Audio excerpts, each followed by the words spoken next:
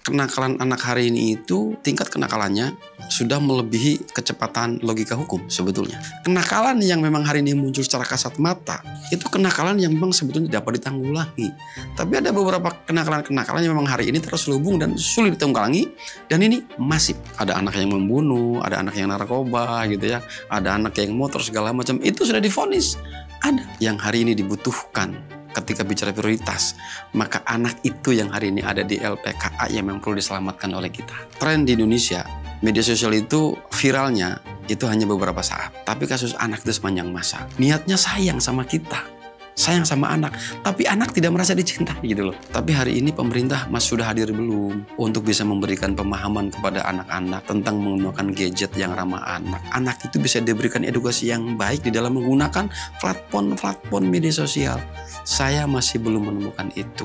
Artinya bahwa ini lebih bahaya daripada anak-anak yang berkeliaran di pinggir jalan. 400 anak keracunan makan bergizi gratis. Ya.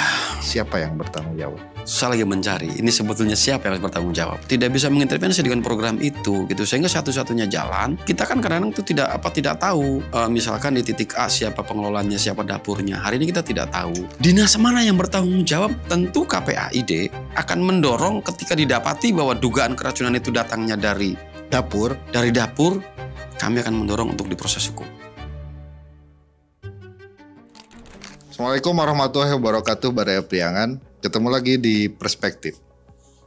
Kali ini kita akan berdiskusi dengan Ketua Forum KPAID Jawa Barat terkait berbagai isu yang hari ini tumbuh di hadapan masyarakat. Muncul hari ini para netizen yang kadang so tahu juga netizen ini berteriak, bubarkan KPAI. Karena di Jawa Barat sudah cukup dengan gubernur. Saya yang sangat memahami apa yang dikerjakan oleh KPAID hari ini.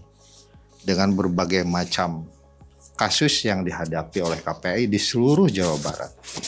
Maraknya kasus cabul, maraknya kasus asusila, maraknya berbagai macam kasus kekerasan terhadap anak, cukup merasa meringis mendengar opini yang tanpa dasar, tanpa logika, tanpa hati itu. Hanya karena KPAI ya mungkin di pusat tidak setuju dengan kebijakan Pak Gubernur Jawa Barat Deddy Mulyadi terkait dengan memasukkan anak nakal ke dalam barang. Itu salah satu isu yang kita akan bahas. Sebelumnya saya perkenalkan dulu Mas Ato Rinanto ya. Ketua Forum KPAID Jawa Barat. Gimana Mas? Ya, saya ingin klarifikasi terlebih dahulu Kang Muhadjir bahwa yang pertama bahwa KPAI sampai hari ini tidak pernah mengeluarkan statement apapun terkait program yang memang hari ini sedang dicanangkan oleh Bapak Gubernur Jawa Barat.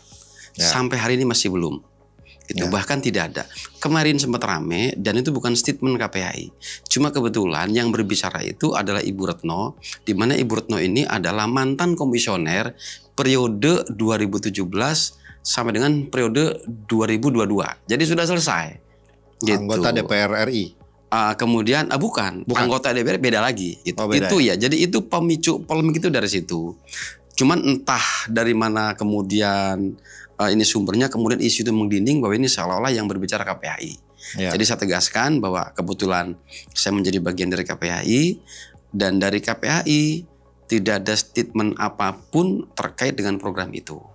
Nah, itu yang pertama. Terus kemudian yang kedua, kami melihat dan kami menyimak bahwa memang hari ini perkembangan media sosial orang untuk bisa berbicara apa saja. Kemudian yang berikutnya, kita juga berpikir bahwa jangankan KPAI, jangankan yang lain-lainnya gitu. Kadang-kadang presiden juga dihujat. Apa saja yang memang dirasa-rasa seleranya tidak memenuhi selera netizen, maka biasanya netizen itu bisa berbicara apa saja. Tentu ini menjadi bahan maklum buat kita gitu. Terus yang berikutnya terkait dengan polemik yang memang berkembang hari ini, bahwa Saya berpikir, Kang Muhadjir, bahwa kenakalan anak hari ini itu tingkat kenakalannya sudah melebihi kecepatan logika hukum sebetulnya. Dan kalau kita mau mengupas tentang bagaimana kenakalan anak gitu, maka kenakalan anak yang memang hari ini di sekolah yang disebut bandel, anak jalan, anak yang berantem di jalan, itu mungkin baru peringkat 4. Gitu. Kalau mau diperingkatkan gitu. Peringkat 1 apa? Seks bebas di kita sudah mulai kuat. Di mana-mana kita. Gitu. Terus kemudian apalagi? Kecanduan gadget juga kita sudah di mana-mana. Hari ini mohon maaf, walaupun kami di Kabupaten Tasikmalaya belum pernah melakukan survei bahwa tingkat peserta didik pondok pesantren itu menurun. Pada keluar salah satu penyebabnya waktu Covid kemarin anak-anak disandingkan dengan gadget sehingga ada ketergantungan. Sehingga ketika ada aturan pesantren yang memang memaksa anak itu untuk tidak menggunakan gadget, anak kemudian menjadi sebuah dilematis yang tersendiri yang sulit oleh orang tua untuk dipahami. Terus ada beberapa kenakalan-kenakalan yang lain. Misalkan saya sebut saja LGBT di kita itu juga cukup tinggi. Gitu. Artinya bahwa kenakalan yang memang hari ini muncul secara kasat mata itu kenakalan yang memang sebetulnya dapat ditanggulangi. Tapi ada beberapa kenakalan-kenakalan yang memang hari ini terus terhubung dan sulit ditanggulangi dan ini masif. Gitu. Sehingga saya ingin menyampaikan bahwa ketika kita berbicara anak, maka harapan kami ini secara universal kita bicara anak, tidak bisa sepotong-sepotong. Nah, terus kemudian yang berikutnya terkait dengan program Bapak Gubernur, terkait dengan itu tentu kami atas nama Forum KP Jawa Barat menyambut baik. Kenapa menyambut baik? Kami beranggapan sampai hari ini kita, pemerintah, bahkan semuanya belum mampu memberikan sebuah terobosan-terobosan, gagasan-gagasan ide tentang cara efektif penanggulangan kenakalan anak yang tadi saya sebutkan, yang kecepatannya melebihi logika hukum dan logika orang tua. Sehingga kita itu butuh modul baru. Gitu, butuh modul baru. Adapun misalkan hari ini terdapat banyak kekurangan dari sisi kiri, dari sisi kanan, maka saya pikir ini yang perlu kita pikirkan ke depan untuk kita sama-sama perbaiki. Cuma harapan kami bahwa karena ini urusan anak itu saya pikir bukan saja urusan Bapak Gubernur, bukan urusan KPAI, bukan urusan Pak Bupati, tapi urusan bersama-sama. Maka hendaknya niat baik harus disertai dengan niat yang baik. Atas dasar itu sebaiknya ke depan di dalam prosesnya untuk melibatkan stakeholder terkait. Di situ ada aktivis perlindungan anak, kemudian ada ada psikolognya segala macam. Ketika semuanya dilibatkan, saya pikir niat ini akan sangat luar biasa di Jawa Barat. Oke, Mas Ato. Polemik soal anak nakal masuk barak itu soal tersendiri. Ya. Hanya sebagian kecil dari kasus yang dihadapi oleh anak hari ini. Ya. Kedua, soal gadget dan ketergantungan terhadap gadget dan pengaruh gadget juga adalah hal tersendiri. Betul. Tapi sebenarnya kalau kita lihat berdasarkan pengalaman Mas Ato sendiri, sebagian besar kasus itu kasus yang mana? Kalau anak nakal itu yang brutal, saya pikir bisa dihitung dengan jari. Ya. Gitu. Tapi ada banyak kasus perlindungan anak, gitu ya, yang tidak kelihatan dan hari ini sedang terjadi, mungkin di mana-mana. Gimana? Fakta di lapangannya seperti apa? Kang Muhadjir, mohon maaf, kita kan sehari-hari ada di lapangan. Ya. Kita kadang-kadang pulang larut malam. Bahkan selama saya 7 tahun di periode kedua jadi ketua KPAI, terus sekarang ditambah di Jawa Barat, saya nyaris tidak pernah pulang jam 11 malam. Gitu. Kita boleh cek data di tiap-tiap kepolisian, baik Polresta maupun Polres Kabupaten di Jawa Barat. Maka angka tertinggi kasus itu adalah cabul. Itu di mana-mana. Ya. Gitu. Itu di mana-mana. Terus kemudian yang berikutnya, cabul ini yang muncul ke permukaan. Saya mendapati bahwa ada beberapa kasus-kasus kekerasan anak. Apakah anak yang memang hamil di luar nikah yang statusnya masih pelajar, apakah itu SMP, apakah itu SMA, di kita masih cukup banyak. Di kita masih cukup banyak gitu, sehingga bahwa ya sebetulnya bahwa untuk menuntaskan masalah itu bisa berawal dari mana saja, bisa dari urutan ke-1 atau dari urutan ke-10 bisa saja gitu. Dan ini masalah yang tidak bisa dimasukkan ke barak militer. Dan ini tidak bisa dimasukkan ke barak militer. Ini juga kan anak nakal gitu. Terus Kang Muhadjir satu lagi. Pacarannya berlebihan karena terlalu banyak ini lihat-lihat ya di gadget, terpengaruh juga. Betul. Nah terus kemudian di gadget. Gitu. Di gadget itu, ini mohon maaf nih Kang Muhadjir, hari ini tanpa kita sadari, kemarin ada beberapa fenomena di kota di Jawa Barat tentang adanya marak TikTok, di mana anak-anak itu sudah mulai begini-begini atau apa tuh namanya tuh, dan itu menjadi gejala tersendiri gitu. Ini kan mesti dipahami bahwa artinya buat saya adalah bahwa yang namanya sebuah disiplin itu bukan ketika si anak itu berbicara siap paling keras, tetapi ketika anak itu diberikan kesempatan tumbuh kembang untuk bisa memahami dirinya sendiri sebagai seorang anak dan dia harus melakukan apa. Itu saya pikir itu yang memang hari ini kita perlu tanamkan kepada anak-anak. Metodenya saya pikir bisa banyak. Salah satunya juga bisa di barak militer, bisa di pesantren. Artinya modul itu banyak.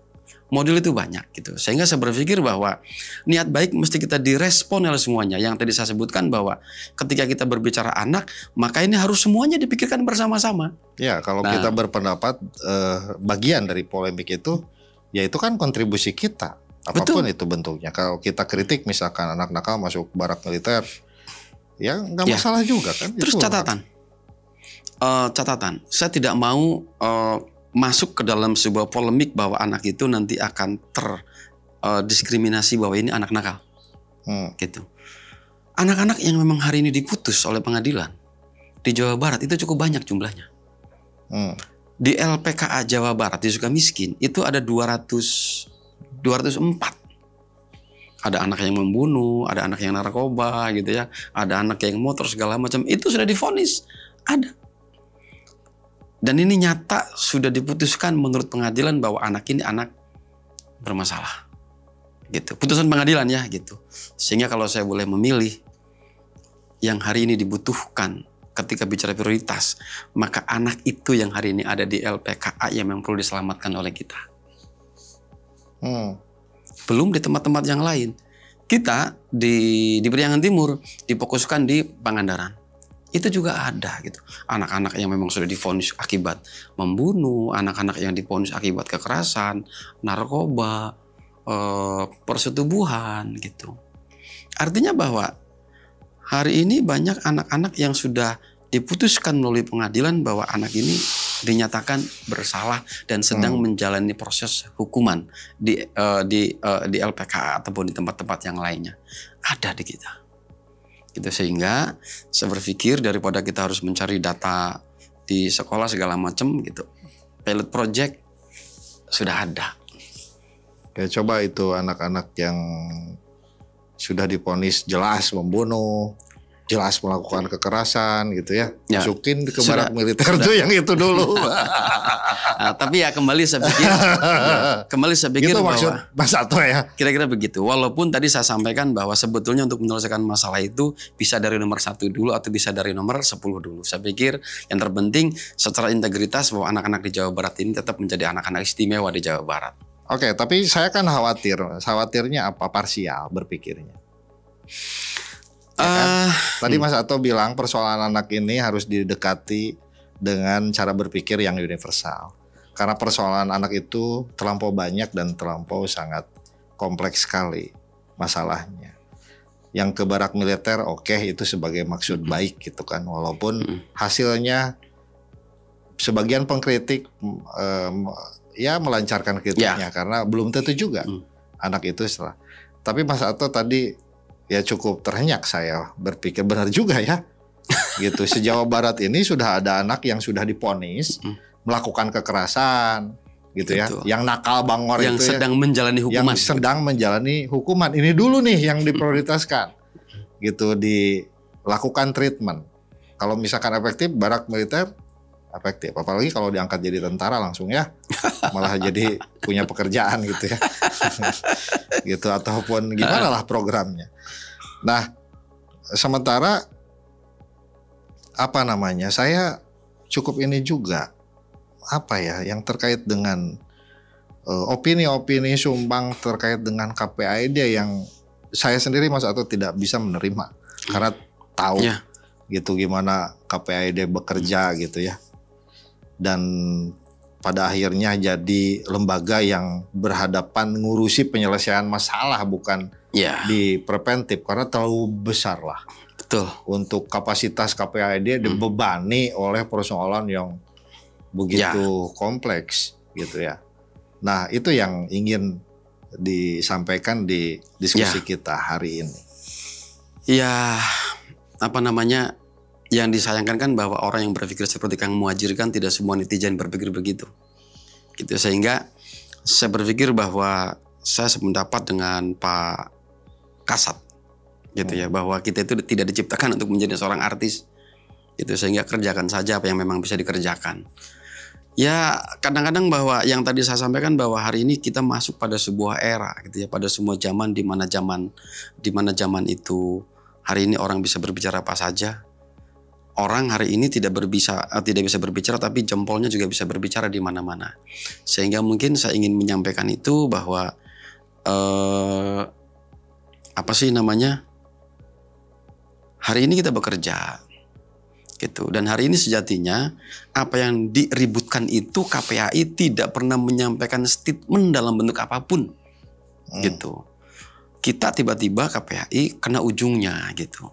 Karena ujungnya tiba-tiba KPAI bubarkan gitu, kemudian DPR bubarkan, seolah-olah bahwa kita itu tidak pernah bekerja, katakan seperti itu. Tapi saya pikir mungkin dia tidak tahu. Mas Ato, maaf, saya tidak percaya juga itu netizen pure murni. Ya itu tentu. Kalau saya lihat ini kan ternak yang diorkestrasi kan. Ya tentu itu bukan wilayah kita ya. Gitu. Ya maksudnya. Kenapa kenapa mesti KPAID yang disudutkan itu kan tidak fair, tidak adil. Ya, tapi kembali Kang Muhadjir bahwa hari ini kalau kami di KPI Jawa Barat dan apalagi saya juga masih menjabat sebagai ketua KPAID di Kabupaten Tasikmalaya, saya terbiasa meletakkan kebahagiaan itu, meletakkan sistem kerja itu bukan pada mulut orang lain atau perilaku orang lain, apalagi pendapat netizen. Sehingga buat kita ya biarkan mereka berbicara gitu. Kita tidak penting ngurus-ngurus yang seperti itu, tapi hari ini bagaimana kita bisa hadir pada setiap persoalan yang memang anak-anak kita butuhkan. Itu saya pikir yang paling penting yang memang hari ini kita kerjakan dari hari ke hari, dari waktu ke waktu. Sehingga saya berpikir kita banyak masukan dari teman-teman. Jujur sampai hari ini, wallahi saya belum pernah membaca satu kata pun hujatan-hujatan tentang KPAI di media sosial. Gitu. Saya lebih tertarik bagaimana saya harus ada di tengah-tengah mereka ketika dia membutuhkan KPAID. Gitu. Sehingga kalau saya hari ini lebih berpikir seperti itu.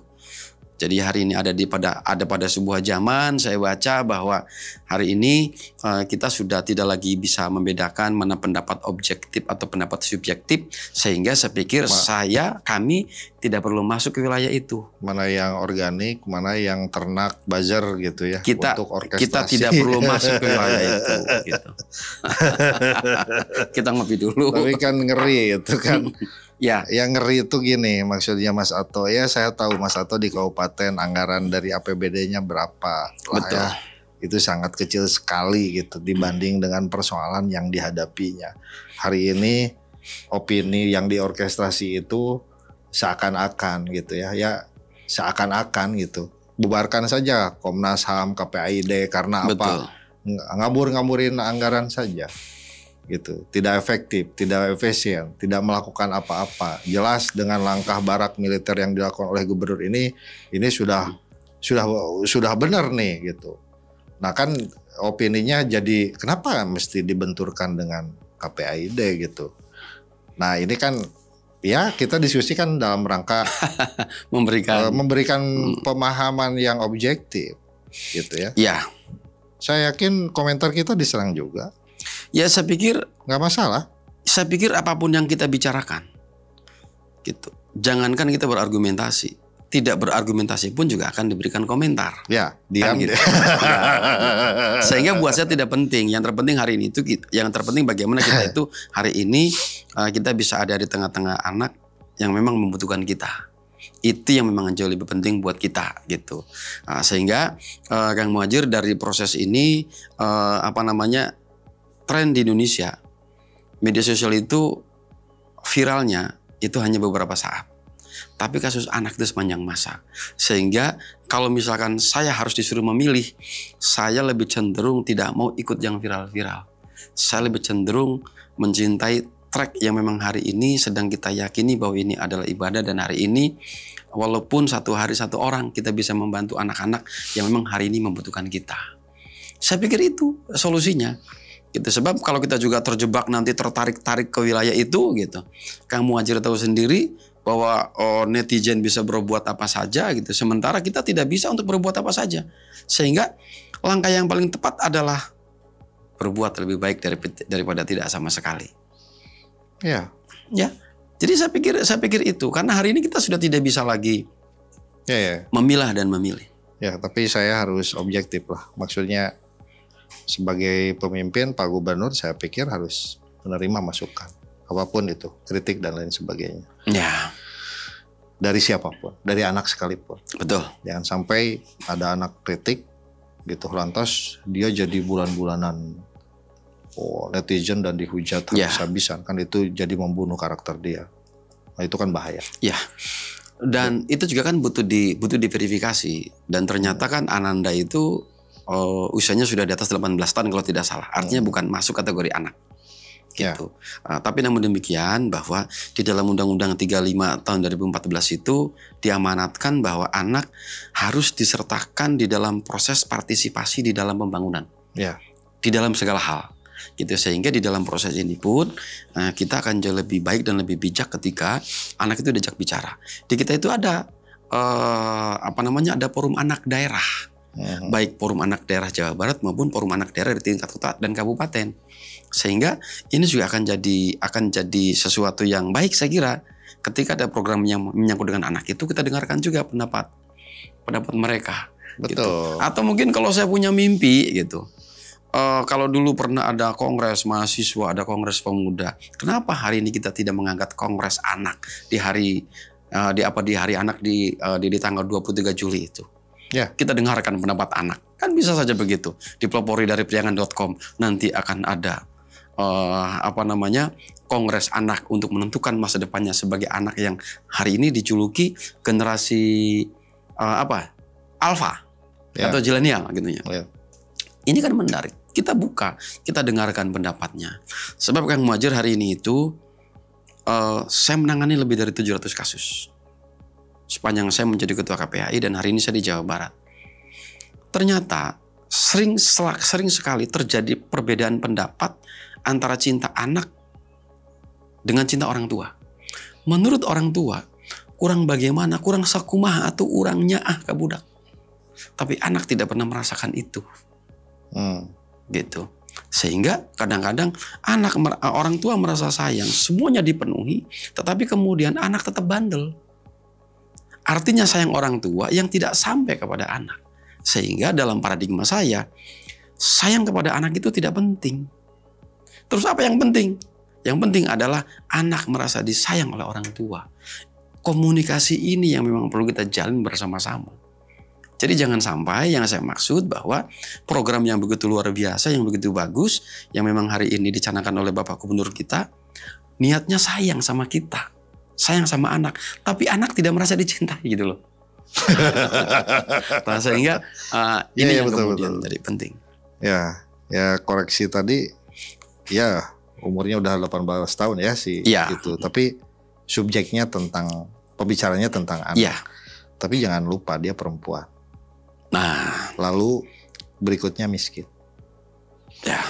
Lalu rumahnya digusur. Kalau dia menyampaikan saran dan pendapat, itu sebuah keberanian. Berarti ya sebuah kemajuan dalam proses kehidupan ini ya, saling menyeimbangkan saja. Oke Mas Ato. Lalu apa yang dilakukan, apa yang disuarakan oleh KPAID? Tampaknya kalau boleh saya simpulkan, kesimpulan sementara, ini negara kewalahan, gitu, melindungi anak-anak bangsa. Ya, Kang Muhadjir, sebetulnya prinsip yang paling dasar adalah negara tidak boleh kalah. Itu prinsip yang paling dasar. Apa sih yang tidak ada di kita? Tentang Undang-Undang Perlindungan Anak, lengkap semuanya. Kita punya Undang-Undang 35 tahun 2014 tentang penyelenggaraan perlindungan anak. Kita punya Undang-Undang nomor 11 tahun 2012 tentang sistem pidana peradilan anak. Belum diturunkan. Ada Kepres, ada Perda, kemudian ada Perbub, ada Pergub, lengkap semuanya di kita. Hari ini kita ada kemajuan. Dibentuk di tiap kota dan kabupaten itu ada unit UPT DPPA. Dinas, itu organ dinas gitu. Ada unit UPT DPPA yang memang ketika ada kasus-kasus anak perempuan, maka dinas pemerintah bekerja cepat juga. Gitu. Artinya bahwa sebetulnya infrastruktur untuk itu sudah lengkap. Lalu yang salah di mana? Nah, yang salah sebetulnya keberpihakan pemerintah hari ini ada di mana? Karena ketika kita bicara anak gitu, maka komprehensif, tidak mungkin menangani kasus yang sebegitu besar bisa berjalan seperti halnya yang dilakukan oleh KPAID Kabupaten Tasikmalaya, tidak mungkin. Ya, gitu. Gini maksudnya, infrastruktur itu kan tadi yang dimaksud oleh Mas Ato itu regulasinya ada. Ada regulasinya. Perangkat-perangkatnya sudah disiapkan. Sudah ada. Sistemnya gitu. sudah ada. Sistemnya sudah ada. Tapi kan kalau pelurunya kosong, lalu mungkin tidak. Kenapa? Itu kan saya pikir persoalannya. Yang saya maksud bahwa, mohon maaf, tidak semuanya memiliki manajemen seperti di KPI Kabupaten Tasikmalaya. Dengan anggaran yang terbatas kita bisa bekerja maksimal. Dengan anggaran yang terbatas kita bisa makan siang gratis. Gitu. Kantor-kantor yang lain di Kabupaten Tasikmalaya hanya di kabupaten hanya ada di KPI di Kabupaten Tasikmalaya, kalau makan siang itu gratis itu. Kenapa Pak Gubernur nggak memikirkan ke sana dulu? Ya, mudah-mudahan. Dilengkapilah infrastruktur pelindungan anaknya di semua daerah. Mudah-mudahan dari dialog ini kemudian bisa sehingga yang tadi saya sampaikan itu, bahwa kita menyambut baik program yang hari ini memang dicanangkan oleh Bapak Gubernur. Kedepannya kita butuh perbaikan-perbaikan dan itu masukan-masukan. Ya maksud saya gini, yang salah itu di mana maksudnya itu Mas Ato? Ketika regulasinya udah ada, sistemnya sudah ada, infrastrukturnya sudah ada, perangkatnya ada, orangnya ada. Apalagi yang kurang? Gitu. Kenapa mesti berpolemik gitu? Gitu. Kecuali satu tentang anak itu, yang menurut saya masih kurang instrumennya. Apa? Yaitu tentang penanganan hukum. Penanganan hukum ini, Kang Muhadjir, ada dua yang dimiliki kelemahan oleh kepolisian. Yang pertama adalah unit PPA itu hanya ada di Polres. Sehingga setiap kekerasan pada anak itu tidak boleh ditangani di Polsek. Karena unit perlindungan anaknya itu tidak ada di Polsek karena SDM. Gitu. Sehingga seluruh kasus itu hanya tertumpu di Polres dengan antrian dan kesibukan yang begitu padat. Sehingga ada di polsek-polsek, ini ada di polsek-polsek gitu. Ini dalam kerangka memberikan efektivitas pelayanan. Nah ini gitu. Dua itu kan kita gitu temuin kan anggaran yang kurang, malah dituduh ngabisin anggaran lagi. KPAID ngapain? Ada gitu KPAID nggak efektif. Gitu. Terus di Jawa Barat nggak usah, sudah cukup masukin barak gitu, dukung pada Deddy Mulyadi kan nggak begitu juga gitu kan. Terus kemudian yang ketiga, anak itu hari ini nggak bisa lepas dari gadget. Anak kita itu. Dan harus berani mengeluarkan kebijakan untuk membatasi gadget. Satu itu. Terus yang berikutnya, Kang Muhadjir, gadget itu jelas. Artinya bahwa jelas siapapun yang memang menggunakan gadget kemudian gadget itu disalahgunakan, maka itu diatur di dalam Undang-Undang ITE. Ya itu kan nggak boleh sebenarnya kan TikTok itu buat orang dewasa gitu. kan. Nah, yang saya maksud selanjutnya adalah ketika anak dia dilakukan kekerasan dengan cara dicemarkan nama baiknya di media sosial, maka proses hukumnya itu tidak bisa diselesaikan di Polres.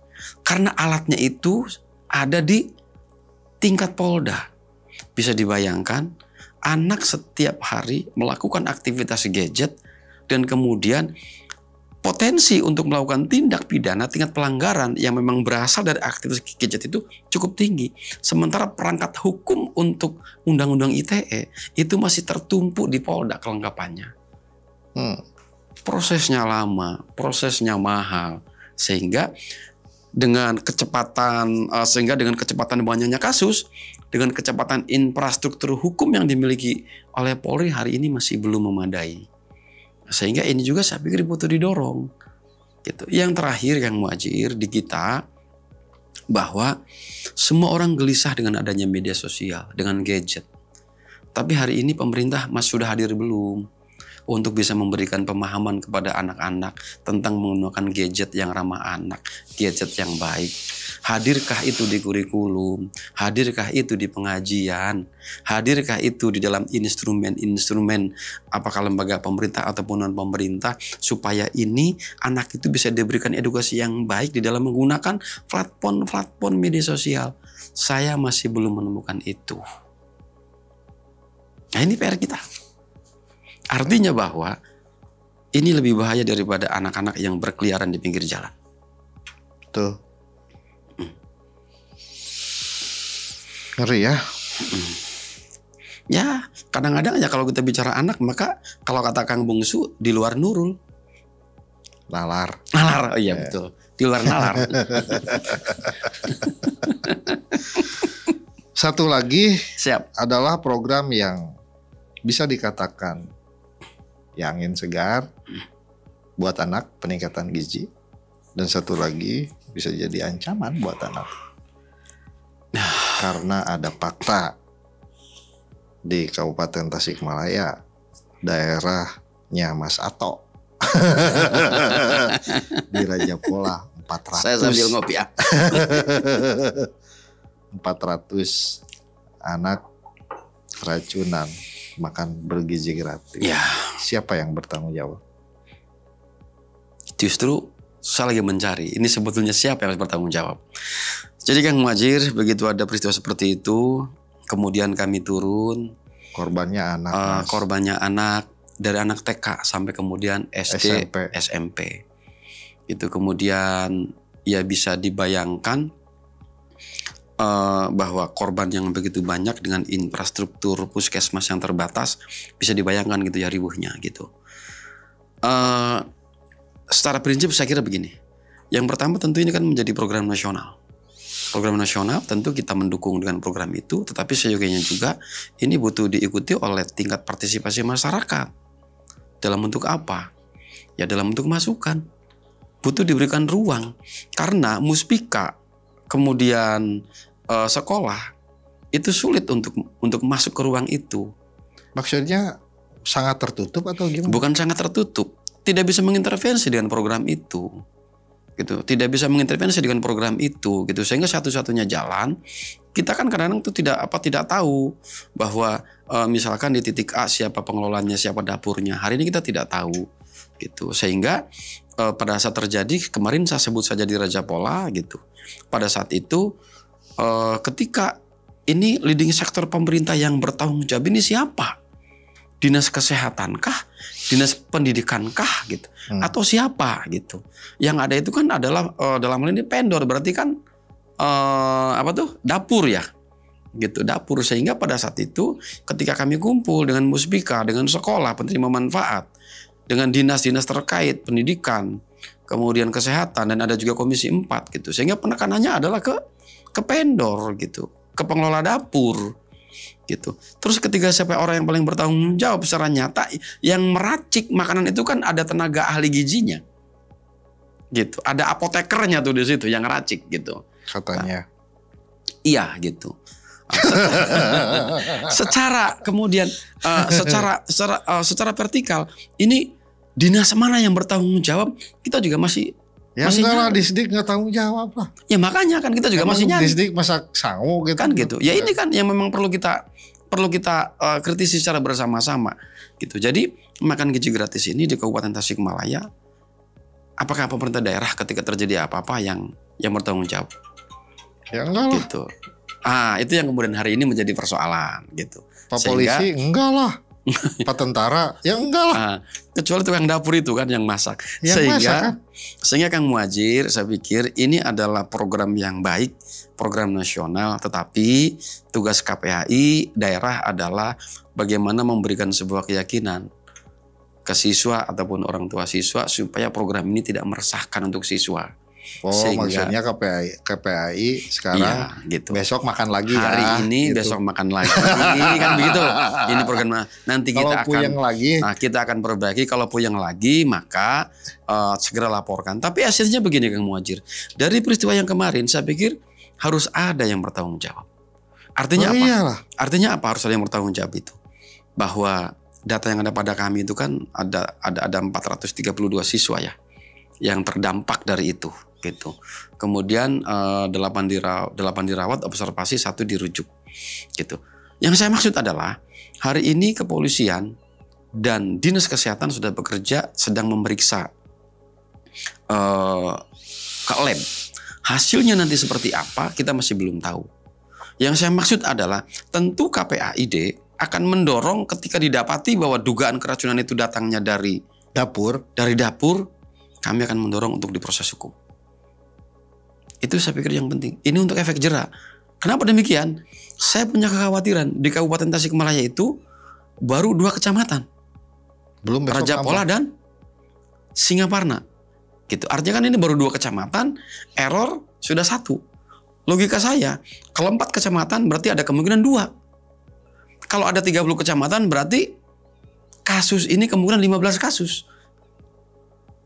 Ini kan yang perlu kita antisipasi secara bersama-sama sehingga bahwa kita mesti betul-betul mendukung program pemerintah dalam arti jangan sampai kemudian program yang cukup baik ini kemudian menimbulkan keresahan, kekhawatiran di anak-anak. Oke, terima kasih Mas Ato. Siap. Kalau pendapat saya kasih aja orang tuanya uangnya, belikan bahan makanan yang bergizi, telur, ayam, buah-buahan, supaya yang tadinya 1 piring bisa dimakan sekeluarga. Ya. Dan uang berputar di tengah-tengah masyarakat, bukan di tengah-tengah vendor dan yayasan yang Mas Ato juga tahu. Ketemu lagi di Perspektif. Bila taufiq wal hidayah. Assalamualaikum warahmatullahi wabarakatuh. Waalaikumsalam warahmatullahi wabarakatuh. Allah.